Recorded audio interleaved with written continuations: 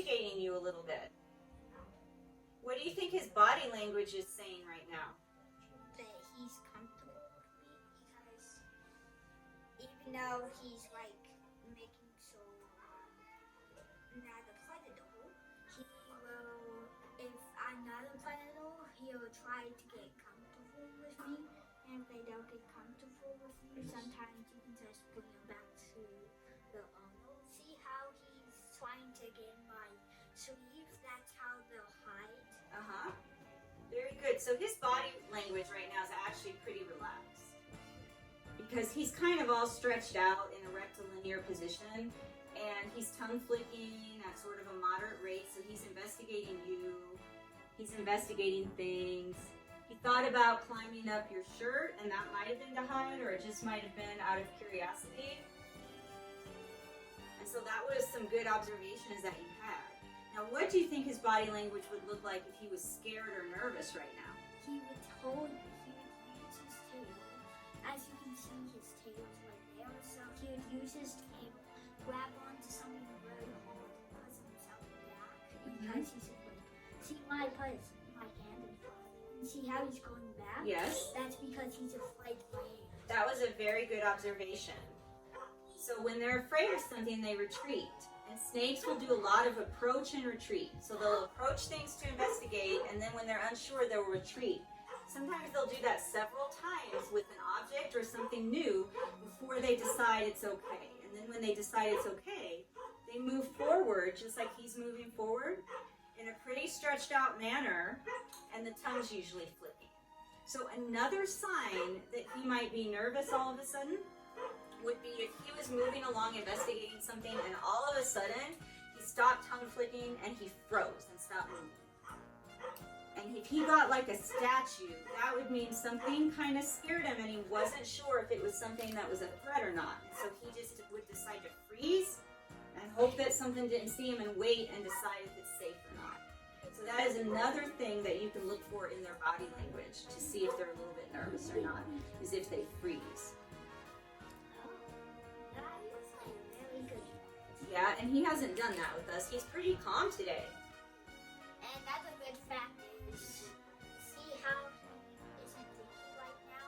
Usually snakes don't blink because they don't have eyelids. When a creature doesn't have eyelids, it doesn't blink. Yeah, that's very good. So snakes don't have eyelids. They can't blink.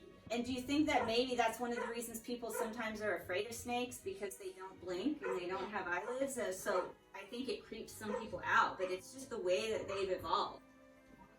And they have very few facial expressions because they have all of these scales that act as armor to protect them.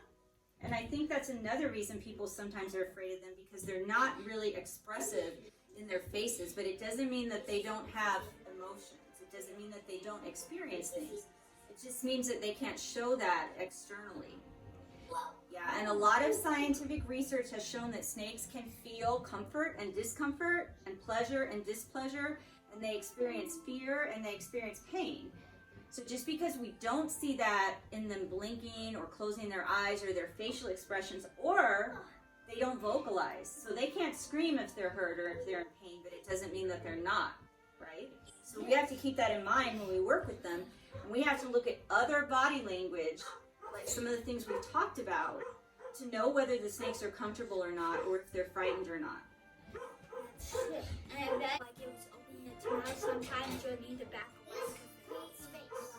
That's very good. So when a snake is opening its mouth and hissing at you or showing its teeth, that's because it's scared and it sees you as a threat. And that's absolutely the time that you want to back off and leave it alone, right? Because what do you think would happen if the snake was telling you it was afraid and worried and thought you were a threat and you didn't back off? Right. And even snakes that aren't venomous can bite you. It just wouldn't kill you, it would just hurt. And it would use a lot of the snake's energy, and sometimes they even lose some of their teeth when they bite things. Yeah, they can regrow their fangs, and sometimes they lose some of their teeth when they eat, but they need to save their teeth for when they're eating, and not because you're bugging them and they're trying to get you to leave them alone. So real quick back to the eyes, because they don't have eyelids, what do you think protects their eyeball from things like dirt and wind and rain and things in the environment? So snakes have something called a spectacle over their eye, which is a clear scale, just like these scales that are on the rest of their skin, but it's clear and they can see through it. So that's over their eyeball, and when they shed their skin, those spectacles shed off with the rest of their skin and they grow new ones. And you know what that looks like, don't you? Yes. You've seen that on shed skin, haven't you? Yes. I will be right back, guys, and I'll show you what shed skin looks. Okay. Shed skin looks like. This is part of a snake. It shedded like a couple of days ago. So you can see how like this shed skin is very old and thick. But sometimes when snakes shed their skin, they get new patterns. You can see his pattern right now. So say if he was shedding his skin and his pattern is different. Sometimes that's a natural way of snakes getting new blends in, like habitats. So sometimes snakes can change, their patternation and their color can change, but most of the time that happens between the time when they're babies and when they're adults.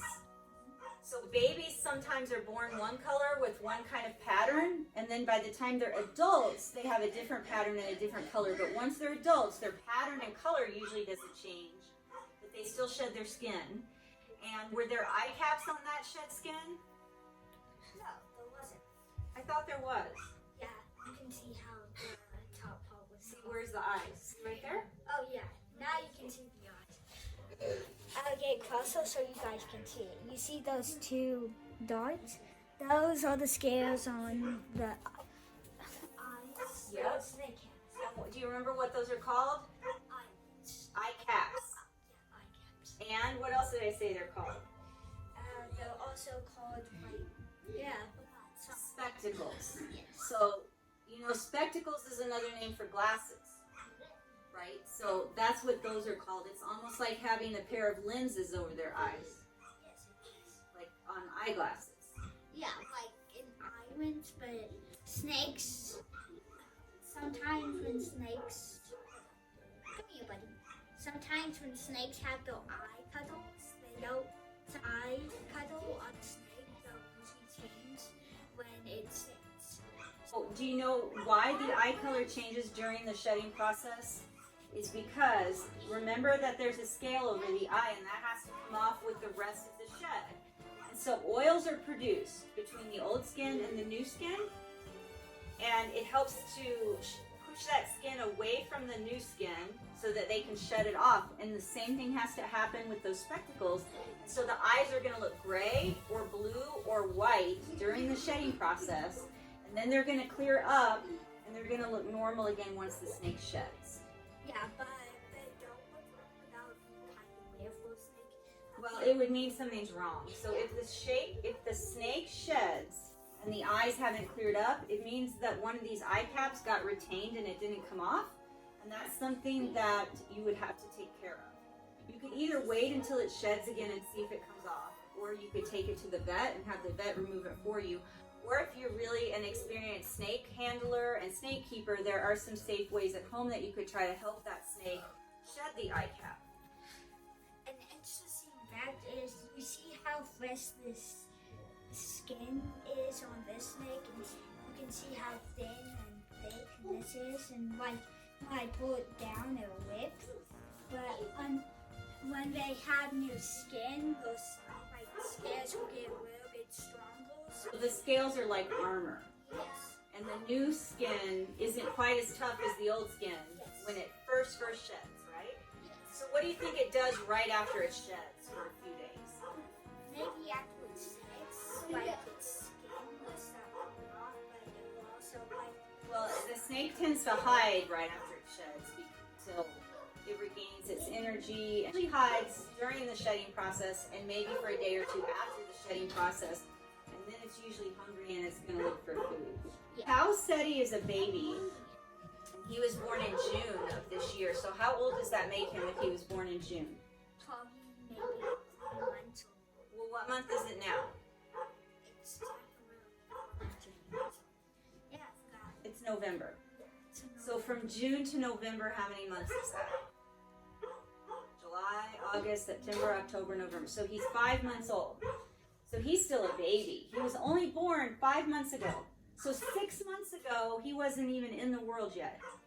He was in an egg 6 months ago.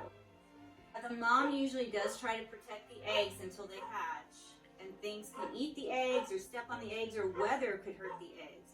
So because he's only a baby, do you think that he probably should go back to his enclosure now that this is enough time for him to have been out?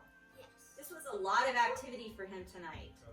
And he met a lot of new people, and there was a lot of commotion, as I'm sure everybody could hear.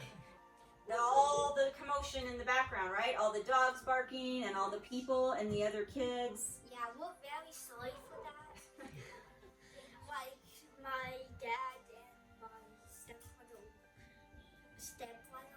will come again. We're sorry about all the noise. We're going to cut that part off. So, the father will be a little bit stronger than the mother. So, like, if he's venomous and the mother isn't, because most boy snakes are venomous. All right, let's back up a second here. If a snake is venomous, all the snakes of that kind of snake are venomous, right? No. So, yes. So if a snake is venomous, that species is venomous. If the snake is non-venomous, then that whole species is non-venomous. So reticulated pythons are non-venomous. So the males, the females, the babies, none of them are venomous at all. And also a venomous snake and a non-venomous snake wouldn't mate together. So that's important stuff to learn, and that you know that the snake is going to mate with others of its own kind, and the babies are going to be just like the mom and dad. And so you're not going to have a venomous baby from two non-venomous parents. They're all going to be non-venomous.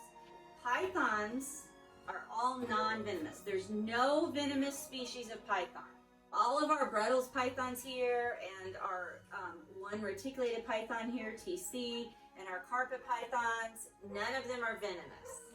It means that they bite and they eat live prey and they eat their prey whole, but they're not venomous. So they don't have any poisons, toxins, or venoms in their system that they deliver to anyone or anything that they bite. So do you know a type of snake that is venomous? I know king Cobras. Yeah, cobras are very venomous. And rattlesnakes. There are a lot of venomous snakes in the world. We do not have any here.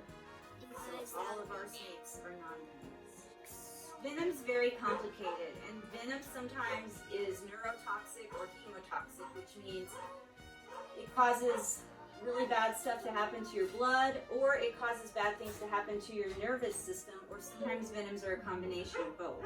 But remember, none of the pythons are venomous. Why don't you hold him while I turn the camera off, and be careful, not the tail, remember, and then we're going to put him back in his enclosure. Okay, be very careful with him, because remember, he just met you for the first time tonight.